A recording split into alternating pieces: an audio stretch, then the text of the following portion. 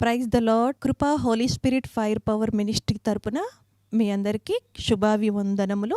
దైవజనుడు గాడ్సన్ గారు దైవ సందేశమును అందించు ఉండగా మీరందరూ విని ఎంతగానో బలపడాలని, ఆత్మీయ మేలులు ఆశీర్వాదాలు పొందుకోవాలని మన ప్రభువుడైన రక్షకుడైన యేసుక్రీస్తు వారి పేరిట మేము ప్రార్థిస్తూ ఉన్నాము. Praise the lord. God bless you to all. Praise the lord. దేవునికి స్తోత్రం కలుగును గాక. చిన్న ప్రార్థన చేసుకుందాం. మహాపరిశుద్ధుడా, ప్రేమ కలిగిన తండ్రి, గొప్ప దేవ, నీకు నిండు మనసుతో కృతజ్ఞతాస్తుతులను చెల్లిస్తున్నాం. ప్రతి బిడ్డతో నీవే నేరుగా సూటిగా ముఖాముఖిగా తండ్రి మాట్లాడండి. నీ ఆత్మను ప్రతి బిడ్డ మీద కుమ్మరించండి. నీ ఉన్నతమైన ప్రణాళికను బాగుబలుబుని ప్రతి బిడ్డ మీదకి చాపమని యేసుక్రీస్తు నామములో ప్రార్థించి దీవెనలను మేళ్లను ఆశీర్వాదములను పొందియున్నాము తండ్రి. ఆమెన్. ప్రియ దేవుని బిడ్డలారా, మానవ జాతి అంతటికి కూడా దేవుడు పెట్టిన ఒక విధిని మనం జ్ఞాపకం చేసుకున్నట్లయితే చాలా బాగుంటుందని పరిశుద్ధాత్మ దేవుడు ప్రేరేపించాడు. ప్రియ దేవుని బిడ్డలారా, ఏంటి ఆ విధి గమనించండి. దేవుడి యొక్క జ్ఞానము ఊహకందినటువంటి జ్ఞానం. ప్రియ దేవుని బిడ్డలారా, ఆయన దేవుడు అంటే ఆయన ఎల్ షదాయ్, సర్వశక్తివంతుడు. ఆయన బలముకు, ఆయన శక్తికి ఇక చాటి అనేది ప్రపంచ దేశ చరిత్రలో ఏది కూడా లేదు. అది నువ్వు గమనించాలి. అది నువ్వు గమనించి భయపడినట్లయితే నీ జీవితము భలే అద్భుతమైన రీతిలో ఉంటుంది. ప్రియ దేవుని బిడ్డలారా, గమనించండి. దేవుడు పెట్టిన విధి ఏంటి? ఆ విధిలో దేవుడి యొక్క ఉన్నతమైనటువంటి ఆలోచన ఏంటో మనం తెలుసుకున్నట్లయితే జ్ఞానవంతులం, బలవంతులం, తెలివివంతులం, నిజముగా ధన్యులమని ప్రభు పేరుతో మనవి చేస్తున్నాను. ప్రియ దేవుని బిడ్డలారా, దేవుడు పెట్టిన విధి ఏంటో నువ్వు తెలుసుకున్నట్లయితే నువ్వు నిజముగా ఆశీర్వదించబడిన వ్యక్తివని ప్రభు పేరుతో మనవి చేస్తున్నాను. దేవుని వాక్యంలోకి మనం చూద్దాం. దేవుని వాక్యంలోకి మనం వెళ్దాం. కీర్తనలు 33వ కీర్తన 8వ వాక్యాన్ని మనం చదువుకుందాం. లోకులందరూ యెహోవా యందు భయభక్తులు నిలపవలెనని భూలోక నివాసులందరూ ఆయనకు వెరవవలెనియు. ఆయన మాట సెలవివ్వగా దాని ప్రకారమాయను. ఆయన ఆజ్ఞాపింపగానే కార్యము స్థిరపరచబడెను. గమనించండి ప్రియ దేవుని బిడ్డారా, కులము లేదు, జాతి లేదు, మతము లేదు. ప్రతి బిడ్డ, ప్రతి మానవుని గురించి దేవుడు మాట్లాడేటువంటి మాట. ప్రియ దేవుని బిడ్డారా, లోకులందరూ యెహోవా యందు భయభక్తులు నిలపవలెను. చూడండి ఈ మాట. దేవుని యందు భయము భక్తి కలిగిన వ్యక్తులుగా లోకము యావత్తు కూడా ఉండమని దేవుడు నిన్ను నన్ను ప్రపంచంలో ఉన్న ప్రతి బిడ్డను కలగజేసినప్పుడు ఆయన పెట్టినటువంటి ఒక అద్భుతమైన విధి, భయభక్తులు కలిగి జీవించమని దేవుడు మనుషులందరికీ పెట్టినటువంటి గొప్ప విధి. ప్రియ దేవుని బిడ్డలారా, భూలోక నివాసులందరూ ఆయన్ను వెరవవలెను. ఆయనకు భయపడాలి అంట. ఆయనకు భయపడాలి, ఆయనకు లోబడాలి, ఆయనకు విధేయత చూపించాలని మనుషుల్ని దేవుడు కలగజేశాడనే మాట నువ్వు జీవితకాలం అంతా గుర్తుపెట్టుకున్నట్లయితే నువ్వు ధన్యుడివి, ధన్యురాలివి అని ప్రభు పేరుతో మనవి చేస్తున్నాను. ప్రియులారా, ఒకవేళ నేను ఈ మాట వినను, ఒకవేళ నా ఇష్టానుసారంగా నేను జీవిస్తాను అని మనం అనుకున్నట్లయితే దాని 10వ స్థానాన్ని కూడా మనమే అనుభవించాలని ప్రభు పేరుతో మనవి చేస్తున్నానండి. దేవునికి ఒక పేరుంది, ఆయన న్యాయవంతుడు. దేవునికి ఒక పేరుంది, ఆయన వారి క్రియల చొప్పున ప్రతిఫలమిస్తాడు. ఆయన అన్యాయము చేసేటువంటి దేవుడు కానే కాదు. ఆయన లంచము పుచ్చుకొని, గమనించండి, లంచము పుచ్చుకొని మాఫీ చేసే దేవుడు కాదండి. దేవుడు అంటేనే పర్ఫెక్ట్. మనం మాటకు వచ్చినప్పుడు ఒక మాట అంటున్నాం. అన్యాయం జరిగినప్పుడు, మోసం జరిగినప్పుడు, లేకపోతే దాడి జరిగినప్పుడు, నిర్దాక్షంగా భయంకరమైన విపత్తులు జరిగినప్పుడు, లేదా మనది దోచుకునబడినప్పుడు, లేదా మనది మోసం చేసినప్పుడు మనం అన్నటువంటి అద్భుతమైన మాట తెలుసా? ఏ మాట తెలుసా అండి? హార్ట్ఫుల్గా అంటాం, హృదయపూర్వకంగా అంటాం. మనము దెబ్బతిన్నప్పుడు, మనం మోసపోయినప్పుడు, మన కాడికి పెద్దవాళ్ళు కాబట్టి మన మీదకి దాడి చేసినప్పుడు మనం అంటూ ఉంటాం తెలుసా? ఏ మాట తెలుసా? దేవుడు చూస్తూ ఉన్నాడు. నా జీవితంలో ఏం జరిగిందో, నా జీవితంలో ఎటువంటి పరిస్థితి ఎదురైందో, నా అన్నలే, నా అక్కలే, నా బంధువులే, నా స్నేహితులే, నేను బలహీనునని నా ఊరి వాళ్ళే ఇలా ఎత్తుకుంటూ పోతూ ఉంటే ఎన్నో భయంకరమైన విపత్తులు మన దగ్గరకు వస్తాయండి. ఒక వ్యక్తి జీవితంలో భయంకరమైన విపత్తి జరిగింది అంటే ఆ వ్యక్తి వారితో గెలవలేకపోతే వెంటనే దేవుని తీసుకొచ్చి సెంటర్లో పెడతాడు. దేవా, నువ్వు చూస్తున్నావు, నువ్వు కొడతావు, నువ్వు చూస్తున్నావు, నీవు విడిచిపెట్టవు. అంత నమ్మకం అప్పుడు మాత్రమే వస్తుంది. ఇది గమనించండి. కొదమప్పుడు రాదండి, కొదమప్పుడు రాదు. అయితే దేవుని వాక్యం ఏం చెప్తుందంటే, దేవుని బిడ్డారా, ఒక వ్యక్తి భూమి మీద పుట్టిన తర్వాత ఆ వ్యక్తి యొక్క జీవితము దీవెనకరంగా ఉండాలి, ఆశీర్వాదకరంగా ఉండాలంటే దేవుడి విధిలో దేవుని వాక్యం చెప్తుంది, చక్కగా ఆయనకు భయపడాలి, ఆయనకు లోబడాలి, ఆయనకి ఇష్టకరంగా నువ్వు బ్రతకాలి అనేది దేవుడి ఉన్నతమైన కోరిక, ఉన్నతమైన ఉద్దేశము. ఆ ఉద్దేశాన్ని నీవు లెక్క చేయకుండా ఉన్నట్లయితే, దాని గురించి నేను మీతో రెండో మాటగా మాట్లాడతాను. ప్రియదేవుని బిడ్డలారా, నువ్వు లెక్క చేయకుండా ఉన్నట్లయితే ఆ తరువాత ఎదుర్కొనే పరిస్థితి నేను మీతో పంచుకుంటాను. దానికి ముందు ఇంకొక మాట కూడా నేను మీతో పంచుకోవాలని ఆశ కలిగి ఉన్నానండి. నిన్ను కన్న దేవుడు, నిన్ను వెలబెట్టి కొన్న దేవుడు, తన చేతులతో చేసిన దేవుడు, నువ్వు దేవుడి మాటకు లోబడకుండా ఇష్టానుసారంగా జీవిస్తావని, దేవుని ఆజ్ఞలు మర్చిపోతావని, నీ పుట్టుకకు, దేవుడు నిన్ను కలగజేసిన పుట్టుకకు నీ ద్వారా దేవునికి అవమానం కలుగుతుందని, నువ్వు బ్రతికేటువంటి జీవితంలో చాలా జాగ్రత్తగా బ్రతకాలని, నీ కాడికి ముందుగా మహా గొప్ప జ్ఞాని అయిన దేవుడు నీకు ఇచ్చిన జ్ఞానం అంతే. నీకు కలిగిన జ్ఞానం ఈ లోక సంబంధమైన జ్ఞానమే. దైవ సంబంధమైన జ్ఞానం నీకు కావాలి అంటే దైవ జనుల ద్వారా, దేవుడి పరిశుద్ధ గ్రంథములని, దేవుడి మాటల ద్వారా నువ్వు విని లోబడి భయపడి విధేయత చూపించినట్లయితే దైవ సంబంధమైన దీవెనలు, దైవ సంబంధమైన జ్ఞానం నీకు కలుగుతుంది. దైవ జ్ఞానం ఎటువంటిదంటే, దేవుని బిడ్డలారా, నువ్వు చేసినటువంటి కార్యానికి భయభక్తులు లేకుండా జీవించే జీవితానికి ప్రతిఫలంగా రెండు అద్భుతాలు చెప్తానండి. మొదటిది ఏం తెలుసా? ఏం జరగబోతుందో నీకు ముందుగానే దేవుడు చెప్తున్నాడండి. ఏంటి ఆ మాట? నిర్గమకాండం చదువుదామా? నిర్గమకాండం 20వ అధ్యాయం 5వ వాక్యం. ఏలయనగా నీ దేవుడైన యెహోవానకు నేను రోషము కలిగిన దేవుడును. నిన్ను కలిగజేసిన దేవుడు మామూలుడు కాదంట. రోషం కలిగిన దేవుడు. నువ్వు ఎనికి తిరుగుతావని దేవునికి తెలుసు, నువ్వు లెక్క చేయవని దేవునికి తెలుసు. అందుకే నీకు ముందుగానే దేవుడు హెచ్చరిక చేస్తున్నాడండి. రోషము కలిగిన దేవుడు. నన్ను ద్వేషించు వారి విషయంలో 3-4 తరముల వరకు తల్లిదండ్రుల దోషము కుమారుల మీదకి రప్పిందును అన్నాడండి. అద్భుతమైన మాట. నిజంగా నువ్వు చక్కటి మార్గంలో బ్రతికి చక్కటి సంతానాన్ని ఇచ్చి భూమి మీద నీ బిడ్డలు, నీవు ఆశీర్వదించబడాలని దేవుని కోరిక. ఆ 5వ వాక్యంలో ఏమని రాయబడిందంటే, దేవుని బిడ్డలారా, 6వ వాక్యంలో, నన్ను ప్రేమించిన ఆజ్ఞలు గైకొన్న వారి మీద 1000 తరముల వరకు నేను కరుణించువాడనై ఉన్నానని రాయబడింది. ఇది దేవుడి విధి.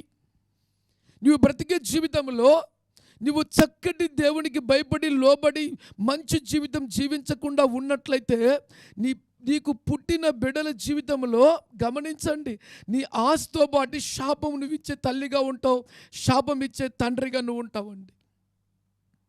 నువ్వు డిసైడ్ చేసుకోండి. ఇది నువ్వు మార్చలేవు. ఈ ప్రపంచంలో ఎవరు మార్చలేరు. నీ బంధువులు కాదు, నీ భూమిలో ఉన్నటువంటి ఏ వ్యక్తి వచ్చినా కూడా దేవుడి విధిని మార్చడం అసంభవం. నిన్ను కలగజేసిన దేవుడు ఒక ఉద్దేశంతో కలగజేస్తాడు. ఆయనకు భయపడి లోబడి విధేయత చూపించి వాక్యానుసారంగా ఆయన ఆజ్ఞలు పాటించి ఒక మంచి వ్యక్తిగా బ్రతికి వేవేల సంవత్సరముల దీవెనలు నీ బిడ్డలకు ఇవ్వమని దేవుడు నీతో మాట్లాడాడు, నిన్ను పుట్టించాడు. నువ్వు దాన్ని మర్చిపోయి జీవించినట్లయితే నీ పుట్టుక ద్వారా 3-4 తరముల వరకు శాపగలమైన సంతతి వారు పుడతారంట. అందుకే నేను మళ్ళీ చెప్తున్నా, సింహము కడుపున సింహమే పుడుతుంది, పిల్లి కడుపున పిల్లే పుడుతుంది. భక్తిహీనులు కలిగినటువంటి వ్యక్తుల జీవితాలలో వారి పిల్లలు ఎలా ఉంటారు తెలుసా? దేవుని బిడ్డలారా, ఇంకా అతి భయంకరంగా ఉంటారు. గమనించండి. ఈ వ్యక్తి ఒక రౌడీ సీటర్గా మార్చబడేదానికి, ఒక త్రాగుబోతుగా మార్చబడేదానికి, ఒక గుండాగా మార్చబడేదానికి, ఒక హంతకుడిగా మార్చబడేదానికి, ఒక వ్యభిచారిగా మార్చబడేదానికి కర్త కర్మ క్రియ డాడీ మమ్మీనే. అందులో డౌట్ లేదండి, అందులో డౌట్ లేదు. వారు దేవునికి విరోధమైనటువంటి కార్యాలు చేసినట్లయితే దేవుడు వారి పిల్లల మీద ఏం వేస్తాడంట? 3-4 తరముల వరకు తల్లిదండ్రుల యొక్క పాప శాపం వారి మీదకి వేసినప్పుడు, వాళ్ళు తల్లిదండ్రులు చూస్తుండగానే చెడిపోయినప్పుడు, లోకంలోకి వెళ్ళినప్పుడు, తండ్రి కాడికి భయంకరమైన కార్యాలు చేసినప్పుడు, ఆ బిడ్డను చూసినప్పుడు తండ్రికి, తల్లికి, కుటుంబానికి, వంశానికి ఎంత చెడ్డ పేరో జ్ఞాపకం ఉంచుకో. ఈరోజు నువ్వు చక్కటి జీవితం జీవించకపోతే రేపు పొద్దున నీ బిడ్డలు చెడిపోయినప్పుడు రొమ్ము కొట్టుకుంటూ యేసుప్రభు దగ్గరకు వచ్చి ఏడుస్తావు. అయ్యా, నేను చిన్నప్పటి నుంచి పెంచాను, నాకు ఇటువంటి వారిని ఇచ్చావా. నువ్వు ఎంత ఏడ్చినా కూడా నీ కార్యాలు, నీ పాపపు కార్యాలు దేవుడు వారి మీద వేసినప్పుడు తట్టుకోలేవు. గమనించండి ప్రియ దేవుని బిడ్డలారా, ఒక మాట చెప్పకనే చెప్పాలని ఆశ కలిగి ఉన్నాను. నువ్వు కన్న బిడ్డల దగ్గరికి నువ్వు వెళ్ళి అడగండి, నేను నా ఇష్టానుసారంగా జీవించి నీ మీదికి శాపం తీసుకొచ్చి పెడతాను, నువ్వు భరిస్తావా అని అడగండి. వాళ్ళు నీ ముఖాన్నే, తండ్రి అని కూడా చూడరు, ముఖాన్నే మూసి ఏమంటారు తెలుసా, నన్ను ఎందుకు కన్నో, నీ శాపాన్ని నేను భరించను, నీ శాపాన్ని నేను ఒప్పుకోను అని చివరికి నిన్ను కూడా అసహించుకుంటారు. మళ్ళీ చెప్తాను వినండి, ఏ వ్యక్తి ద్వారా వచ్చిన శాపమైనా ఏ వ్యక్తి కూడా భరించరు. ఈ భూమి మీద ఏ వ్యక్తి కూడా పాపం చేస్తాడో ఆ వ్యక్తి ద్వారా శాపం వస్తుందంటే, వీడు పుట్టకనే ఉంటే బాగుంటుంది, ఈయనకు పుట్టకనే ఉంటే బాగుంటుంది అని బంధువులు కూడా ఊరి దగ్గరికి, ఇంటి దగ్గరికి రానిరు, ఎక్కడికి కూడా ఆ వ్యక్తిని దగ్గరకు తీసుకోరు. ఆ వ్యక్తిని చూస్తే అసహించుకుంటారు. ఆ వ్యక్తిని చూస్తే ఎంత శపితమైన సంతానము అని చెదిరింతలు కొడతారండి. బిడ్డ జరుగుతూనే ఉంది, జరగకుండా ఏం లేదు, ఇది జరుగుతున్న అద్భుతమైన సత్యము. కాబట్టి ఇప్పుడు దేవుని బిడ్డలారా, దేవుడు ఆ యొక్క రాసిన విధి విషయంలో నిన్ను నీవుగా మార్చుకొని దేవుడి మాటకు లోబర్చి ఒక మంచి జీవితం జీవించినట్లయితే వేవేల సంవత్సరములు నిజముగా నీ బిడ్డలకు ఒక మంచి తల్లిగా, తండ్రిగా నిన్ను గుర్తుపెట్టుకునే విధంగా వారు కూడా దేవుని యందు భయభక్తులు కలిగి నిజంగా మంచి మార్గంలో నడుస్తారు. నా తల్లి ఎటువంటి గొప్పది తెలుసా, నా తండ్రి ఎటువంటి వాడు తెలుసా, నన్ను చక్కటి మార్గంలో నడిపించారు, వారిని బట్టి మా జీవితాలు మార్చబడ్డాయి. వారు దేవునికి విరోధంగా ఏది కూడా చేయలేదు, అంతగా దేవునికి భయపడి నడిచారు. వారి యొక్క గర్భములో పుట్టడం, వారి కడుపును పుట్టడం నా ధన్యత, నేను ధన్యుని అని చెప్పుకుంటారు. ప్రియ దేవుని బిడ్డలారా, దేవుని వాక్యములు మనం చూసినట్లయితే ప్రియ దేవుని బిడ్డలారా, ఆ విధిని ప్రపంచంలో ఎవరు కూడా మార్చలేరు. ఈ విధి దేవుడు ఎందుకు నీకు పెట్టాడు తెలుసా, నీవు మార్చబడి భయభక్తులు కలిగి దేవునికి ఇష్టకరంగా జీవిస్తావని ఒకే ఒక ఉద్దేశంతో దేవుడు పెట్టాడు. నువ్వు దేవుడు చెప్పిన మాటకు విన్నట్లయితే నువ్వు ధన్యుడివి, ధన్యురాలివి అని ప్రభు పేరుతో మనవి చేస్తున్నాను. ప్రియ దేవుని బిడ్డలారా, రెండో మాట కూడా నేను మీతో పంచుకుంటా, ఒక అద్భుతమైన సాక్ష్యం చెప్తాను. ప్రియ దేవుని బిడ్డలారా, యంగ్ ఏజ్లో, మంచి యవ్వన ప్రాయంలో ఒక తల్లి తన భర్త చనిపోయినాడండి. ఇద్దరు యవ్వన బిడ్డలు, ఆ బిడ్డలను పెంచింది, యవ్వన స్థితికి తీసుకొచ్చిందండి. ఆ బిడ్డలకు తెలియకుండా ఆ తల్లి చాలా భయంకరమైన పాపపు కార్యాలు చేస్తూ ఆ బిడ్డలను పెద్దవారిగా చేసింది. ఆ ఇద్దరు బిడ్డలకు పెళ్లి చేసింది ఆ తల్లి. ఆ పెళ్లి అయిన తర్వాత కొద్ది రోజులకు ఆ ఇంట్లోకి ఇద్దరు కోడళ్ళు వచ్చారు. ఆ కోడళ్ళు వచ్చిన తర్వాత అత్త యొక్క విషయము ఒకటి చిన్నగా ఆ కోడళ్ళకి ఎప్పుడైతే తెలిసిందో ప్రియ దేవుని బిడ్డలారా, ఆ ఇంట్లో ఏం లేదంటే నెమ్మది లేదండి, శాంతి లేదండి, సమాధానం లేదండి. ఆ తెలుసుకున్న సంగతులు కోడళ్ళు ఈమె ఎంత సీక్రెట్గా చేసిందో, ఆ సీక్రెట్గా చేసిన సంగతులన్నీ కూడా ఒక్కసారిగా ఆ ఇద్దరి కుమారుల చెవుల్లోకి వెళ్ళిపోయిన వెంటనే వారి రక్తము ఉడికింది. తల్లిని కూడా చూడడం వారికి ఇష్టం లేదు. వాళ్ళు పనిన పన్నాగాలు, ఆలోచనలు, తలంపులు అతి భయంకరము. ప్రియ దేవుని బిడ్డలారా, నా తల్లి ఇటువంటిదా, నేను ఇటువంటి ఈ తల్లికి నేను పుట్టానా, నిజముగా నా యొక్క బ్రతికేంటని వాళ్ళు ఇంకా మొలకెత్తిన ఆలోచనలు ఇంకా భయంకరం అండి. ఆ మొలకెత్తిన ఆలోచనలు భయంకరము. కనీ పెంచి పెద్ద చేసినప్పటికీ కూడా తల్లి పట్ల విషయము తెలిసిన వెంటనే కోపం, ద్వేషం, పగ, అసూయ, అమ్మ ముఖము చూడడం వారికి ఇష్టం లేదు, నిజముగా ఇంటికి రావడం ఇష్టం లేదు. నిజముగా ఆ భయంకరమైన సిచ్యువేషన్లో ప్రియ దేవుని బిడ్డలారా, ఇద్దరు పిల్లలు భయంకరమైన తాగుబోతులుగా మార్చబడ్డారు. పెళ్ళైన కొద్ది రోజులకి ఏమైపోయినారు తెలుసా, తాగుబోతులుగా మార్చబడ్డారు. నాకు అనిపించింది, ఈ తల్లి పాపం చేస్తూ ఎన్నో కుటుంబాలను కూల్చినప్పుడు వాళ్ళు డబ్బులు తీసుకొచ్చి మాకు ఇచ్చినప్పుడు నేను నా బిడ్డలు బాగుంటే బాగుంటుంది కదా అనుకునింది. ఎన్నెన్నో కలలు కనింది. దేవుడి ఆజ్ఞ అతిక్రమించి జీవించింది. దేవుడి విధి నాలాంటి దైవజనుడు చెప్పిన కూడా లెక్క చేయలేదండి. నేను జీవితంలో గెలుస్తానులే అనుకునింది. కానీ దేవుడి విధి ఎదుట గెలవలేదు. ఆ తల్లే కాదు దేవుని బిడ్డలారా, ఈరోజు దేవుని వర్తమానం నువ్వు వింటున్నావు. నీ జీవితంలో కూడా జాగ్రత్త గుర్తుపెట్టుకో. దేవునికి విరోధమైన పాపాలు చేసినప్పుడు ఈ ప్రపంచంలో ఏ ఏ ఏ వ్యక్తి కూడా నేను కాపాడలేడు. నీవు దేవునితో సమాధానపడి ఒప్పుకొని విడిచిపెట్టి యేసు రక్తంతో కడగబడితే తప్ప నీకు నెమ్మది, శాంతి, సమాధానము దేవునితో నడిచినప్పుడు మాత్రమే కలుగుతుంది. దేవుడికి ఆజ్ఞలను అతిక్రమించి జీవించినప్పుడు ఒక మంచి తల్లిగా నువ్వు ఉండవు, ఒక మంచి తండ్రిగా నువ్వు ఉండవు, ఒక మంచి కుటుంబంగా నువ్వు ఉండవు. గుర్తుపెట్టుకో దేవుని బిడ్డలారా. ఆ ఇంట్లోకి వచ్చి కూర్చుంది సాతాను. దేవుడి ఆజ్ఞ అతిక్రమించిన వెంటనే కోడళ్ళకు నెమ్మది లేదు, కొడుకులకు నెమ్మది లేదు, అత్తకు నెమ్మది లేదు, కుటుంబం గందరగోళం, ప్రతిరోజు వేదనే, ప్రతిరోజు బాధే, ప్రతిరోజు నిట్టూర్పే. కని పెంచి పెద్ద చేసి పెళ్ళిళ్ళు అయ్యాయి కదా, ఇక నాకు సంతోషము, ఇంత అన్నం పెడతారు, నన్ను బాగా చూసుకుంటారన్న ఆమె కళ తారుమారుగా మార్చబడిందండి. తారుమారుగా మార్చబడింది. నేను అనుకున్నది ఒకటి, నేను అనుకున్నాను ఏ విధంగా వీరిని పెంచి పెద్ద చేస్తే వారు నాకు ఇంత కూడేస్తారు, కన్న దానికి ప్రతిఫలంగా నేను చేయగలిగింది చేశాను, వీరిని పెంచాను. కానీ కరెక్ట్గా పెంచిందో లేదో కూడా తెలియదు. కానీ బైబిల్ చెప్తుంది విలాప వాక్యంలో 2వ అధ్యాయంలో, నీ బిడ్డల కొరకు మొదటి జామున దేవుని సన్నిధిలో మొరపెట్టి కన్నీళ్లు కార్చితే నీ బిడ్డలను దేవుడు ఉన్నతమైన స్థితిలో పెడతాడనే సత్యము తెలియక దేవునికి లోబడి ఒక నీతిమంతమైన పరిశుద్ధమైన తల్లిగా నేను దేవుని పాదాలు పట్టుకొని ఏ పని అయినా కూడా కష్టపడి పనిచేసి దేవుడి కృప ద్వారా నా బిడ్డలను చదివించుకుని ఉన్నతమైన స్థితిలో పెడితే నా బిడ్డలు ఆశీర్వదించబడతారని దేవుని మీద ఆధారపడకుండా చేసిన తప్పిదానికి, పాపానికి కొన్ని రోజుల తర్వాత శాపం వెంటాడుతుంది. దేవుని బిడ్డలారా, చివరికి ఏం చేస్తారు తెలుసా? కొద్ది రోజులు గడిచిన తర్వాత ఏం జరిగింది తెలుసా అంటే దేవుని బిడ్డలారా, ఆ తల్లిని ఎవరు పట్టించుకునే వాళ్ళు లేరు. ఆ తల్లికి అన్నము తినాలంటే తినబుద్ధి కావడం లేదు. అన్నం బిగబట్టిందండి.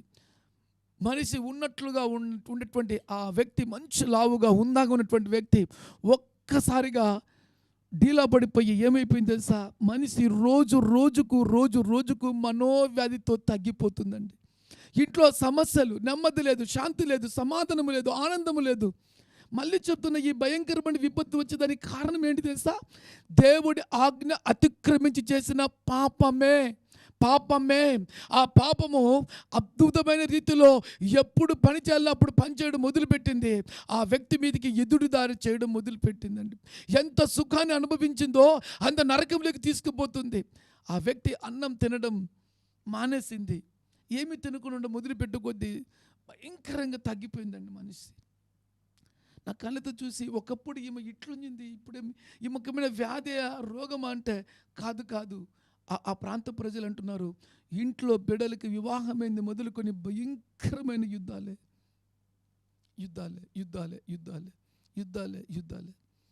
ఏం చేసింది తెలుసా దేవుని బిడ్డలారా? ఆ తర్వాత ఆ తల్లి కొద్ది రోజులకు ఇంకా నేను ఎప్పుడు చచ్చిపోవాలి, నాకు నెమ్మది లేదు, నాకు శాంతి లేదు, నాకు సమాధానం లేదు అని చివరికి ఆ తల్లి తల ఎంట్రుకలకు పెట్టుకునేటువంటి వాజ్మోల్ తీసుకొని తాగి నిర్దాక్షంగా తన్ను తాను చంపుకునింది. ఆమె చచ్చిపోయి వెళ్ళిపోయింది. కానీ ఆ బిడ్డల హృదయంలో ఆ చేదు జ్ఞాపకాలు బ్రతుకు దినములల్లా. నిజంగా ఆ భర్తలు భార్యలతో కలిసి మాట్లాడుతున్నప్పుడు వారిని ఒక డిఫరెంట్గా చూస్తుంటే, మీ తల్లి ఇలా పెంచిందా అన్నప్పుడు క్షమించలేని మనసు.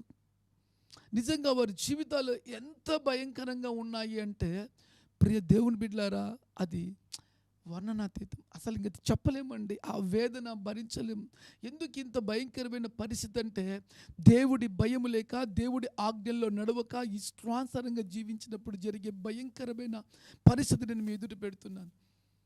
యేసుక్రీస్తు అన్నటువంటి దేవుడు తెలుసదండి, యేసుక్రీస్తు ఎటువంటి దేవుడు తెలుసా అండి? సర్వ సృష్టిని కలుగజేసిన దేవుడు. ఆయన నిన్న నేడు నిరంతరము ఏకరీతిగా ఉన్న దేవుడు. ఆయన సృష్టికర్త అయినటువంటి దేవుడు. నశించిపోతున్న ప్రతి బిడ్డకు వారి యొక్క పాపములు ఆయన మీద వేసుకొని ప్రాణం పెట్టేటువంటి దేవాది దేవుడు. ప్రియ దేవుని బిడ్డలారా, ఆ దేవుని దగ్గరకు వచ్చి మన పాపములు తప్పిదములు ఒప్పుకొని విడిచిపెట్టి ఆయన మార్గంలో నడిస్తే దేవుడు మనల్ని, మన పాప శిక్ష ఆయన మీద వేసుకొని మనల్ని నిరపరాధులుగా మార్చి, నిందారహితులుగా మార్చి, మనతో ఆయన జీవిస్తూ మనల్ని ఆశీర్వదించి అనేకులకు దీవెనకరంగా ఒక యేసుక్రీస్తు ప్రభువారు మాత్రమే చేయగలరు. ప్రియ దేవుని బిడ్డలారా, ఎందుకు ఈ మాట నేను నీతో చెప్తున్నాను తెలుసా? శరీరముతో చేసిన పాపానికి శరీరానికి శిక్ష పడాలి. ఆ శిక్ష భరించింది ఎవరన్నా ఉన్నారంటే ప్రపంచ దేశ చరిత్రలో ఏ దేవుడు లేదు, ఏ దేవత లేదు. గుర్తుపెట్టుకో. నీ విధి రాత మార్చబడాలి అంటే, నీవు నీ పాపం విషయంలో చచ్చిపోయి తిరిగి ఒక మంచి జీవితం జీవించాలి అంటే, యేసుక్రీస్తు నమ్ముకున్నట్లయితే నీ పాపము ఆయన మీద వేసుకున్నాడు కాబట్టి ఆయన హృదయంలో చేర్చుకుంటే నీకు పాప క్షమాపణ, తిరిగి నువ్వు యేసుక్రీస్తులో కొత్త వ్యక్తిగా పుట్టి పాపము చేయని పరిశుద్ధుడిగా దేవునితో నడిచే వ్యక్తిగా నువ్వు మార్చబడతావు. దేవునికి స్తోత్రం కలుగును గాక.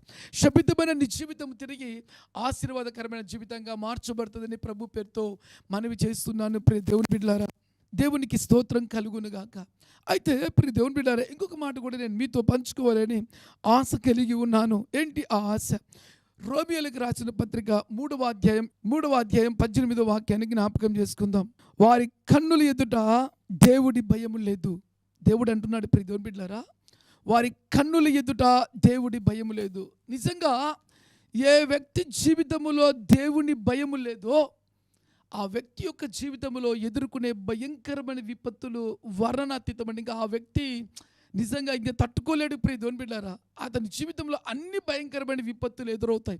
అందుకే నీ జీవితంలో గుర్తుపెట్టుకోవాలి, నా జీవితంలో దేవుడి భయము నాకే ప్రభువా. ఎప్పుడైతే నువ్వు దేవునికి భయపడతావో నీ కళ్ళు నీ కంట్రోల్లోకి వస్తాయండి, లేకపోతే నా కంట్రోల్ తప్పుతాయి. అందుకే యోబు గ్రంథం 31వ అధ్యాయము 1వ వాక్యం, నేను నా కన్నులతో నిబంధన చేసుకుంటుని, కన్నికలు నేను ఎలాగా చూచెదను. చప్పట్లు కొట్టి దేవుని కనపరుస్తారా ప్రియ దేవుని బిడ్డలారా? కళ్ళు కంట్రోల్ తప్పుతాయని యోబుకు బాగా తెలుసు. ఆ కంట్రోల్ నుంచి దయ్యాలు లోపలికి వెళ్తాయని యోబుకు బాగా తెలుసు.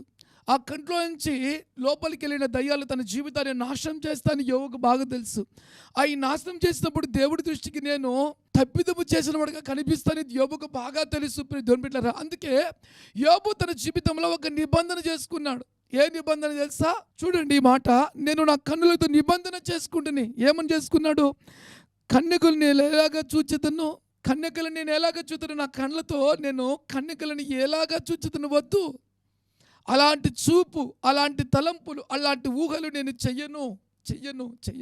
చూడండి, అలాగా చేసిన పరమనందున దేవుని ఆజ్ఞ ఏమాయను? నేను నా కళ్ళతో నా ఇష్టానుసారంగా చూసినట్లయితే పరమనందున దేవుని ఆజ్ఞ ఏమాయను? చూడండి, దాని తర్వాత 3వ వాక్యం, దుర్మార్గులకు విపత్తు సంభవించుటే కదా, పాపము చేయవారికి దురవస్తు ప్రస్తావించుటే కదా, ఆయన నా ప్రవర్తన ఎరుగును కదా. ఎంత చక్కగా చెప్తున్నాడు ప్రియ దేవుని బిడ్డలారా, ఆశ్చర్యం అనిపిస్తుంది. ఎప్పుడైతే నేను పాపం చేస్తానో, ఎప్పుడైతే ఆజ్ఞ అతిక్రమించి నా హృదయాలని, నా చూపులను, నా తలంపులు చెరుపుకుంటానో, దేవుని ఆజ్ఞ నన్ను పట్టుకోదా? దేవుడు నన్ను చూచినప్పుడు దేవుడి దృష్టికి నేను మోసగాడిగా కనిపించనా అని భయపడుతున్నాడు ప్రియ దేవుని బిడ్డలారా. గమనించండి, ఈరోజు దేవుడు ప్రతి వ్యక్తిని తన కనుదృష్టితో చూస్తూ ఉన్నాడండి. చూస్తూ ఉన్నప్పుడు దేవుని దృష్టి ఎదుట మనము మంచివారమా కాదా అని నిరూపించుకోవాల్సిన అవసరం ఏమాత్రము లేదు. బైబిల్ చెప్తుంది, కన్నును కలగజేసిన వాడు కానకుండునా అని రాయబడిందండి. నిన్ను కలగజేసినటువంటి దేవుడు, నీ కన్నును కలగజేసినటువంటి దేవుడు, నీ కన్నులతో ఏమేమి చూస్తున్నావో నీ కన్ను చూచిన వెంటనే నువ్వు చెప్పాల్సిన అవసరం ఏమీ లేదు. నువ్వు ఏ స్థితిలోకి వెళ్ళిపోతున్నావో, నీకు ఏదేది ఇవ్వాలనో న్యాయవంతుడు ఆయన దేవుడు రికార్డెడ్గా వాటిని ఇస్తున్నప్పుడు తట్టుకోలేవు. అందుకే ఆ కన్నులో చూసే దాన్ని కూడా దేవునికి ముందుగానే తెలుసు. కాబట్టి మనము ఈ మాట తెలుసుకొని కళ్ళను కంట్రోల్ పెట్టుకొని నిబంధన కలిగి ఉంటే మేలు. విధి దాటి దేవుడి ఆజ్ఞ అతిక్రమించిన పొద్దున పొందుకునే దానికన్నా జాగ్రత్త పడి కళ్ళను కంట్రోల్ పెట్టుకుంటే బాగుంటుంది. అందుకే యోబు గ్రంథంలో యోబు భక్తుడు ఏమన్నాడు తెలుసా? నా కంటికి నిబంధన చేసుకున్నాను, సెల్లు దొరికింది కదా అని, టైం దొరికింది కదా అని, ఏమీ సంభవించలేదు కదా అని. జాగ్రత్త ప్రియ దేవుని బిడ్డలారా, దేవుని విధి ఎదుట ఎవరు కూడా తప్పించుకునే దానికి ఛాన్స్ లేదు. ఈ కన్ను ఏడుస్తూ చెప్తుంది దేవుని దగ్గర, ఏం తెలుసా, నేనే తిన్నా, నేనే చూసా, నేనే అనుభవించా, నేనే ఆకర్షించబడ్డా అని దేవుని ఎదుట గడగడలాడుతూ ఈ కన్ను చెబుతుంది. రెండో మాట చెప్పమంటావా, దేవుడి చిత్తం పూర్తి కాకతలికి ఆ కన్నులు పోయినాయి అనుకోండి, పరిస్థితి ఇంకా దారుణంగా ఉంటుంది. ఎందుకు మాట చెప్పాను తెలుసా, మా సొంత పెదనాన్న కొన్ని సంవత్సరాలు 2 కళ్ళు లేని గుడ్డివాడిగా బ్రతికాడండి. చాలా బాధ అనిపించింది, చాలా బాధ. ఆ గుడ్డితనంతో కూడా మంచి మంచి సిగరెట్లు తాగేవాడు. ఆయనకు చాలా పిచ్చి, చాలా ఇష్టమంట. అదే కావాలి, ఇది కావాలి, అది మంచి బ్రాండ్, ఇది మంచి బ్రాండ్. ఆ తర్వాత జరిగిన పరిస్థితులు వేరు. కాబట్టి ఇప్పుడు ఈ దేవుని బిడ్డలారా, మనము దేవునికి అప్పగించుకుంటే మనము దీవించబడిన వారిగా ఉంటాం. ఈ మాట మరొకసారి జ్ఞాపకం చేసుకుందాం. యోబు గ్రంథం 31వ అధ్యాయము 4వ వాక్యం. ఆయన నా ప్రవర్తన నెరుగును గదా, నా అడుగుజాడలన్నీ లెక్కించును గదా. చప్పట్లు కొట్టి దేవుని కనపరుస్తారా? మన ప్రవర్తన అంతా దేవునికి తెలుసు. రెండోది, మన అడుగుజాడలన్నీ కూడా దేవునికి చక్కగా తెలుసు. నీవు నీ అడుగులు లెక్కేసుకోకుండా ఉంటావు, కానీ దేవుడికేమో నువ్వు రోజుకి ఎన్ని అడుగులు వేసావు, ఎక్కడికెక్కడికి అడుగులు వేసావు, నీ ప్రవర్తన ఏంటి, నీ బుద్ధి ఏంటి, నీ తలంపులేంటి, అన్నీ కూడా దేవునికి తెలుసు. ఆ విధి చొప్పున దేవుడు చేయడం మొదలుపెట్టినప్పుడు తట్టుకోలేం ప్రియ దేవుని బిడ్డలారా.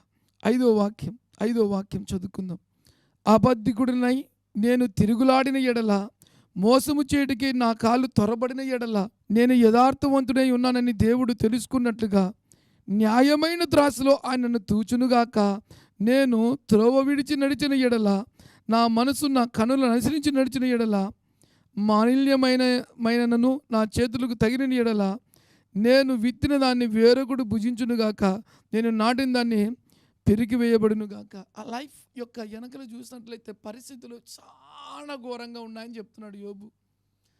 ఆ పరిస్థితి తట్టుకోలేము, దేవుని దగ్గర నుంచి నేను పొందుకున్నాను, నేను కరెక్ట్గా ఉంటే అన్నీ అద్భుతంగా నా జీవితంలో జరుగుతాయి, ఆ దేవుని మాటలను వ్యతిరేకించి జీవిస్తే నా జీవితంలో ఎన్నెన్ని ఎదుర్కోవాల్సిందో, నేను నాటిన దాన్ని ఎవరో పీకేస్తారు.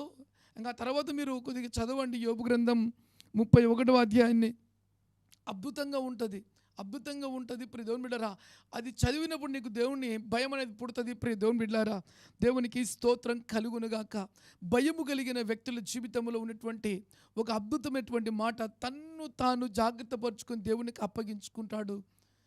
అప్పగించుకుంటాడు ప్రియ దేవుని బిడ్డలారా. నిత్యము మన జీవితంలో జ్ఞాపకం ఉంచుకొని ప్రార్థన చేయవలసినటువంటి ఒక అద్భుతమైన మాట చెప్పి నేను ముగిస్తానండి. 86వ కీర్తన 11వ వాక్యం. కీర్తనకారుడు దేవుని సన్నిధిలో అడిగినటువంటి మాట చూద్దామా. యెహోవా, నేను నీ సత్యమును అనుసరించి నడుచుకున్నట్లుగా నీ మార్గమును నాకు బోధింపుము. నీ నామమునకు భయపడినట్లుగా నా హృదయములో ఏకదృష్టి కలగజేయము. చప్పట్లు కొట్టి దేవుని కనపరుస్తున్నా, ప్రార్థన చేస్తున్నాడు దేవుని దగ్గర. ప్రభా, ఏంటి యోబు అనే వ్యక్తి, నేను నా పిల్లలకి శాపాన్ని ఇవ్వకూడదు అనుకుంటున్నా ప్రభా. నేను బ్రతికి ఎలా ఉండాలంటే, నువ్వు న్యాయమైన త్రాసులు చేస్తావు, వారి క్రియలు చొప్పున ప్రతిఫలం ఇస్తావు. ఈ యొక్క కీర్తనాకారుడైన దావీదు జీవితంలో జరిగిన బెత్షెబా పాపానికే దేవుడు తూచి నాతాను ప్రవక్తను పంపించి ఆ దావీదుతో మాట్లాడించినప్పుడు దావీదుకు దడ పుట్టింది ప్రియ దేవుని బిడ్డలారా. కానీ క్రియల ప్రతిఫలంగా కుటుంబంలో చాలా భయంకరమైన విపత్తులు సంభవించాయి. అయితే కీర్తనకారుడైన దావీదు దేవుని సన్నిధిలో అడుగుతున్నాడు. ఏమడుగుతున్నాడు తెలుసా? అందుకే దేవుడు ఈ ప్రార్థన విని, దావీదు ఆ బెత్షెబాతో చేసిన పాపము తప్ప దావీదు అన్ని విషయాల్లో దేవునికి ఇష్టానుసారం రాయబడిందండి. అయితే చూడండి ఈ మాట, యెహోవా, నేను నీ సత్యమును అనుసరించి నడుచుకున్నట్లుగా నీ మార్గము నాకు బోధించు. అయ్యా, దావీదును నేను బ్రతుకు దినములల్లా దేవుడి వాక్యానికి భయపడి సత్యవంతమైన జీవితం జీవించినట్లుగా నీవు నాతో మాట్లాడు. నేను ఎలా నడవాలో నాకు తెలియదు అయ్యా, ఒక మంచి జీవితం ఎలా జీవించాలో నాకు తెలియదు. నాకు చెప్పు, నేను లోబడతానయ్యా, నాకు చెప్పు, నేను భయపడి లోబడి చక్కటి దేవుడి మార్గంలో నడుస్తానయ్యా అని ప్రార్థన చేస్తున్నాడు ప్రియ దేవుని బిడ్డలారా. అంతేకాదు చూడండి, నీ నామమునకు భయపడినట్లుగా నా హృదయంలో ఏకదృష్టి కలగజేయం. నా బ్రతుకు దినములలో నీకు భయపడే మంచి మనసు నాకు దయచే, ఏక మనసు దయచే. నీకు నాకు అద్భుతమైన సంబంధం ఉండాలి ప్రభా. దావీదును నేను నీకు విరోధంగా జీవిస్తే శపితమైన వాడిగా మార్చబడతాను. నాకు ఏకదృష్టి కావాలి. దేవుడు నాతో మాట్లాడింది నేను చేస్తాను, దేవుడు వాక్యంలో ఏదుందో అది నేను చేస్తాను నువ్వు తీర్మానం తీసుకుంటే నువ్వు ధన్యుడివి ప్రియ దేవుని బిడ్డలారా. ఏక మనస్సు కలిగి ప్రార్థన చేస్తున్నాడు. ఈరోజు వాక్యం ఎటువంటి నీవు నీ జీవితంలో గుర్తుపెట్టుకోవాలి. దేవుడు రాసిన విధి విషయంలో జాగ్రత్త కలిగినట్లయితే, ఈ దావీదు కూడా ఎలా జాగ్రత్త పడ్డాడో, బ్రతుకు దినములలో నీకు భయపడి నీకు లోబడి నీకు విధేయత చూపించి చక్కటి మార్గంలో నడిచే బ్రతుకు నాకు ఈ ప్రభువా అన్నట్లుగా నీవు కూడా ప్రియ దేవుని బిడ్డలారా దేవుడి మాటకు లోబడి వేవేల మందికి దీవెనలు ఇచ్చేటువంటి బిడ్డగా నువ్వు మార్చబడినట్లయితే నిజముగా నీతిమంతుల సంతానం భూమి మీద భిక్షమెత్తుకున్నట్టుగా లేదు అని రాయబడిందండి. చప్పట్లు కొట్టి దేవుని కనబడదామా?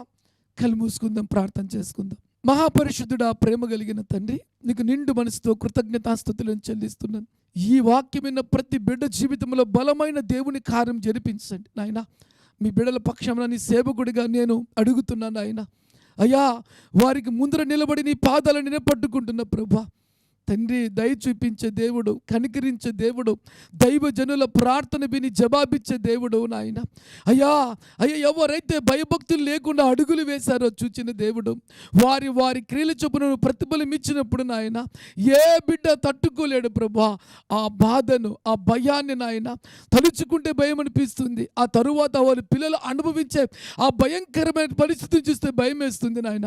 వారి కొరకు నీ సేవకుడిగా నీ పాదాలు పట్టుకుంటున్నా.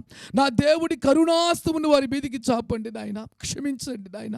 అయ్యా, సేవకుడి మాట రూఢిపరుస్తా అన్నావు కదా నాయన. ఈ వర్తమానం విన్న ప్రతి బిడ్డ జీవితంలో తండ్రి చేసిన ప్రతి తప్పిదములో, చేసిన ప్రతి పాపములు నీ సేవకుడిగా నేను అంగీకరిస్తే నేను ఒప్పుకుంటున్నా ప్రభా. నన్ను బట్టి దయతో కనికరించండి. నీ ఆ మూలమైన రక్తము ఆ బిడ్డల మీదకి ఇప్పుడే దిగివచ్చునుగాక అని ప్రార్థన చేస్తున్నా తండ్రి. విడుదల కలుగునుగాక అయ్యా, విడుదల కలుగునుగాక, అద్భుతాలు జరుగునుగాక నాయన. ప్రతి బిడ్డ దేవుని యందు భయభక్తులు కలిగిన బిడ్డగా మార్చబడును గాక. వారి సంతానము నాయన దీవెనకరమైన బిడ్డలుగా మార్చబడును గాక. శాపము దీవెనగా మార్చబడును గాక. ఈ రోజు నుంచి నాయన వాక్యము విన్నప్పుడు నా తండ్రి ప్రతి బిడ్డ దేవునికి భయపడి అయ్యా, ప్రతి బిడ్డ ద్వారా వేవేల అయ్యా దీవెనలు వారి పిల్లల పిల్లల పిల్లల మీదకి యేసు నామములో దిగివచ్చును గాక నాయన. దేవుని విధిని జ్ఞాపకం చేసుకొని మాట్లాడుదురుగాక, బ్రతుకుదురుగాక, అడుగులు ఎయుదురుగాక తండ్రి. నీ చిత్తము ప్రతి బిడ్డ జీవితంలో నెరవేర్చబడునుగాక అని ప్రార్థన చేస్తున్నాం. ప్రతి బిడ్డకు క్షేమమును, దీవెనను, మేళ్లను, ఆశీర్వాదములను యేసు నామములో ప్రకటిస్తున్నా తండ్రి. నీ కృప వెంబడి ప్రతి బిడ్డ కృప దయచండి. తెలియక తండ్రి అడుగులు వేశారేమో తండ్రి, ఈ దినము నుంచి చక్కటి దేవుని మార్గములో తండ్రి దేవుడి ప్రవచన వాక్యం సెలవిస్తుంది నా తండ్రి. నీ యందు భయభక్తులు కలిగి జీవించినట్లయితే వేవేల సంవత్సరంలో నేను దీవిస్తా అన్నావు కదా నాయన. ఆ దీవెనలతో ప్రతి బిడ్డను ఆశీర్వదించమని యేసు పేరుతో ప్రార్థించి దీవెనలను పొంది ఉన్నాము తండ్రి. ఆమెన్. God bless you. దేవుడు మిమ్మల్ని దీవించునుగాక.